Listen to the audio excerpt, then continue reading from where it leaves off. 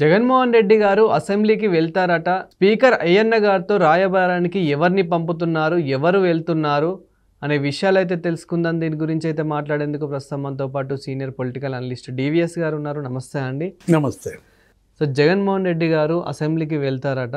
Speaker Ayyanna గారితో రాయబారానికి ఎవరిని పంపుతున్నారు, ఎవరు వెళ్తున్నారు? పీచే మూడ అంటే ఏంటి? మడమ తిప్పాడా, మాట తప్పాడా? ఇప్పుడు మళ్ళా వెళ్తాను నేను సభ దగ్గరికి, సభలో వెళ్ళడానికి నాకు అభ్యంతరం లేదు, ఎవరైనా రాయబారిగా వెళ్ళండి తన తరఫున. ఎవరు వెళ్తారు రాయబారిగా? ఏం మాట్లాడతాడు ఆ రాయబారి? మరి నిజంగానే ఆ రాయబారం సక్సెస్ అవుద్దా? అంటే ఒకటి, నిన్న ఎమ్మెల్యేలతో వైసీపీ ఎమ్మెల్సీలతో ఆయన మీటింగ్ పెట్టుకున్నారు. ఎవరు? జగన్మోహన్ రెడ్డి. ఆ మీటింగ్లో ఎవరో ఒక ఎమ్మెల్యే అడిగాడంట, మీరు సభకి వెళ్ళకపోవటం వల్ల కొంత బ్యాడ్ అవుతుంది, మనం సభకి వెళ్తే బెస్ట్. అయ్యన్న పాత్రుడు గారు కూడా నిన్న ఒక ప్రకటన చేశారు, స్పీకర్ సభకు రమ్మనండి, సభకు మరి సమయం వాళ్ళు ఎంత అడిగితే అంత ఇస్తానన్నట్టుగా ఆయన అంటున్నాడు. సమయం ఇస్తే సభకి వెళ్ళటానికి అభ్యంతరం ఏంటి అని అడిగాడు. వెంటనే తను కొంచెం కాలింది. ఏమన్నాడు? నువ్వు ఇంకా మనోళ్ళు ఎవరైనా వస్తే అందరూ వెళ్ళి స్పీకర్ని కలిసి అడగండి, తగిన సమయం ఇస్తానని ఆయన హామీ ఇస్తే, మనకి ప్రతిపక్ష హోదా ఇవ్వకపోయినా సరే రేపే సభకు వస్తా. ఈ మాటలు అన్నది ఎవరు? జగన్మోహన్ రెడ్డి ఆ ఎమ్మెల్యేతో సహా మిగతా వాళ్ళు ఉద్దేశించి అన్నాడు. రేపే సభకు వస్తా, హోదా ఇవ్వకపోయినా సరే టైం ఇస్తే చాలు. ఆ మాట ఏదో మరి స్పీకర్ గారి దగ్గర మీరు హామీ తీసుకోండి అన్నాడంట. తర్వాత ఇంకేమన్నాడు? చంద్రబాబుతో పోలికి తెచ్చాడు. ఇప్పుడు చంద్రబాబు చివరిలో మరి ఆయన కూడా ఒక భీష్మ ప్రతిజ్ఞ చేసి, కౌరవ సభ ఇది మళ్ళీ గౌరవ సభ అయితేనే వస్తాను లేకపోతే రాను, అడుగు పెట్టనని వెళ్ళిపోయాడు కదా. మరి అప్పుడు ఆయన మీద అనర్హత వేటు వేయలేదేంటి అన్నాడట. ఇప్పుడు చంద్రబాబు ఆ రోజు ఏది ప్రతిజ్ఞ చేసి వెళ్ళిపోయిన తర్వాత నుంచి సభ ఎన్నాళ్ళు జరిగింది? 60 రోజులు జరిగిందా? 60 రోజులు ఆయన గైర్ హాజరైతే నువ్వు అన్నట్టు ఆయన మీద అనర్హత వేటు అది వస్తుంది, ఆ అంశం. అసలైనా అప్పుడున్నది నువ్వే ముఖ్యమంత్రిగా, అప్పుడున్నది నువ్వే సభానాయకుడిగా, లేదు స్పీకర్ మీ వాళ్ళే తమ్మినేని సీతారాం. మరి ఎందుకు వేయలే వేటు?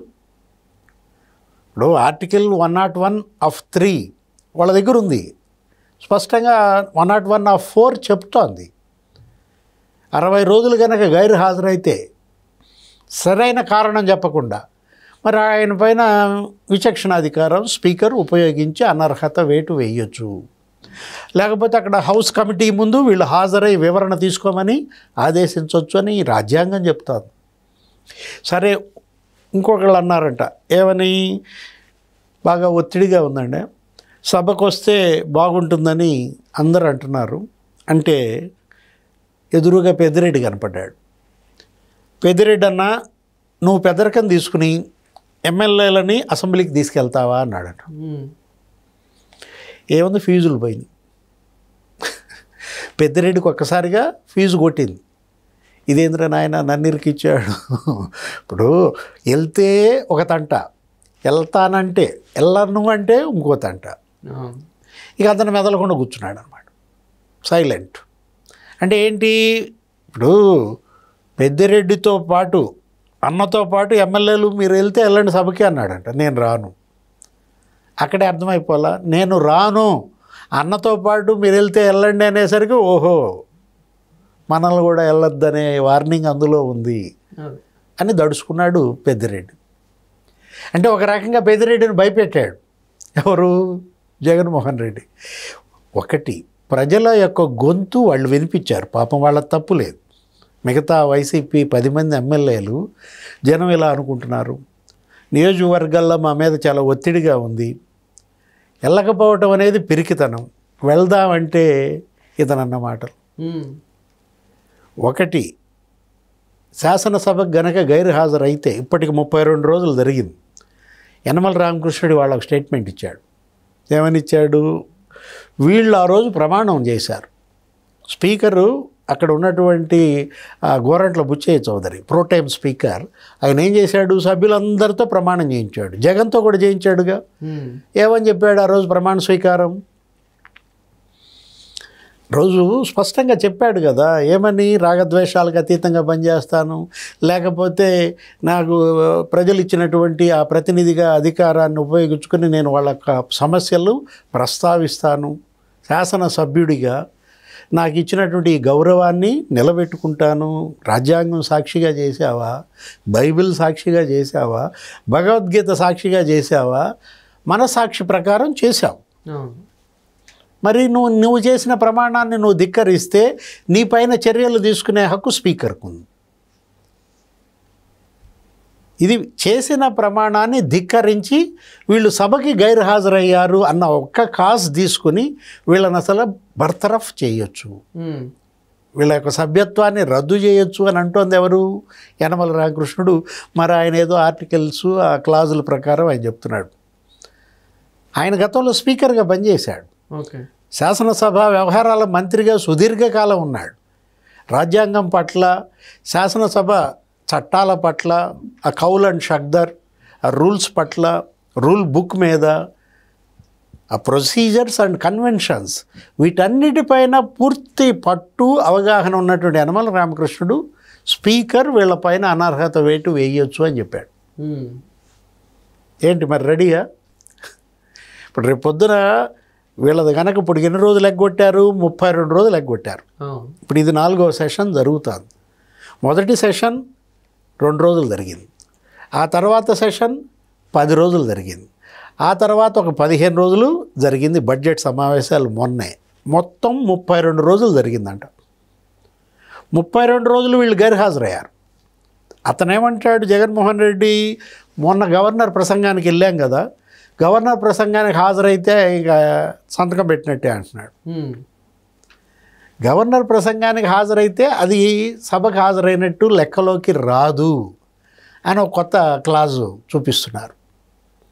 రేపు మళ్ళీ గవర్నర్ ప్రసంగం పెడతారు కదా, మళ్ళా వెళ్తానంటున్నాడు జగన్. గవర్నర్ ప్రసంగం రోజు సభకు హాజరైతే అది హాజరై కిందకి రాదు అని మరి వాళ్ళు చెప్తున్న నేపథ్యంలో 11 మందిపై వేటు పడుద్దా, లేదు వీళ్ళల్లో ఒక 6 జంప. ఇప్పటికే ఒక 6 శాసనసభ్యులు గంటా శ్రీనివాసరావుతో మంతనాల్లో ఉన్నారు, పయ్యావల కేశవ్కి టచ్లో ఉన్నారు. మేము బయటకు వచ్చేస్తాం, మమ్మల్ని సపరేట్ గ్రూప్గా గుర్తించండి. 6 గనక వేరు కుంపటి పెట్టారనుకో, ఇంకా జగన్ వైపు ఎవరుంటారు? మిగతా 5. అంటే జగన్మోహన్ రెడ్డి, పెద్దిరెడ్డి రామచంద్రారెడ్డి, ఇంకా ఆయన సామాజిక వర్గం ఇంకొక 2-3, వీళ్ళు తప్ప మిగతా వాళ్ళంతా ఇవాళ వేరు కుంపటి పెడుతున్నారా? అప్పుడు కనుక అయినట్లయితే అదే అధికారిక వైఎస్ఆర్ కాంగ్రెస్ అవ్వదు. అంటే జగన్మోహన్ రెడ్డి ఇప్పుడు పార్టీ కనుక చీలిపోతే 6 శాసనసభ్యులు కనుక వేరు కుంపటి పెడితే అది అధికారిక వైఎస్ఆర్ కాంగ్రెస్. అంటే ఫ్యాన్ గుర్తు కూడా వాళ్ళకే పోద్ది. ఇప్పుడు ఆ చీలికకు సిద్ధంగా ఉన్నాడా, లేదు గమ్మున వెళ్తాడా, సభకి వెళ్ళి సంతకం పెడతాడా? మొన్న అసలు ఇంకో విషయం, దొంగ సంతకాలు పెట్టారు. అసలు ఇప్పుడు మొన్న మార్చి 20వ తారీఖు ఆ బడ్జెట్ సమావేశాల చివరి రోజు ముఖ్యమంత్రికి స్పీకర్కి జరిగిన సంభాషణ, అది కనుక చూస్తే నీకు స్పష్టంగా కనపడుతుంది. ఏంటి ఆ రోజు ఏం జరిగింది? సీఎం చంద్రబాబు స్పీకర్ను ఉద్దేశించి మాట్లాడారు. 24 ఫిబ్రవరి 11 మంది వచ్చి సంతకాలు పెట్టారు. ఎంతమంది? 11 అంటే జగన్ కూడా ఉన్నట్టేగా. ఆ తర్వాత 25న 5 సంతకాలు పెట్టారు. నెక్స్ట్ 18 మార్చిన 1 సంతకం పెట్టారు. నెక్స్ట్ 19 మార్చిన 4 సంతకాలు పెట్టారు. సభకు రాకుండా దొంగ సంతకాలు పెట్టారు. అసలు ఏంటి అప్పుడు దాని మీద అయ్యన పాత్రుడు ఫైర్ అయ్యారు. అసలు నో పే అంటున్నారు, నో వర్క్ నో పే అనేది తెస్తున్నారు. అసలు దాని మీద కొనతాళ రామకృష్ణ జనసేన ఎమ్మెల్యే అసలు ఈ విషయం ఎథిక్స్ కమిటీకి తీసుకెళ్ళమన్నాడు. ఇప్పుడు ఎథిక్స్ కమిటీ ముందు మరి జగన్మోహన్ రెడ్డి ఈ 10 మంది హాజరవుతారా లేదా? ఆ తర్వాత ఎథిక్స్ కమిటీ వీళ్ళ సభ్యత్వాలు రద్దు చేయమంటదా? ఏదైనా ఇప్పుడు ఏంటి, గొడ్డలి వేటు పడుద్దా, కొడవలి వేటు పడుద్దా? Thank you sir. నమస్తే.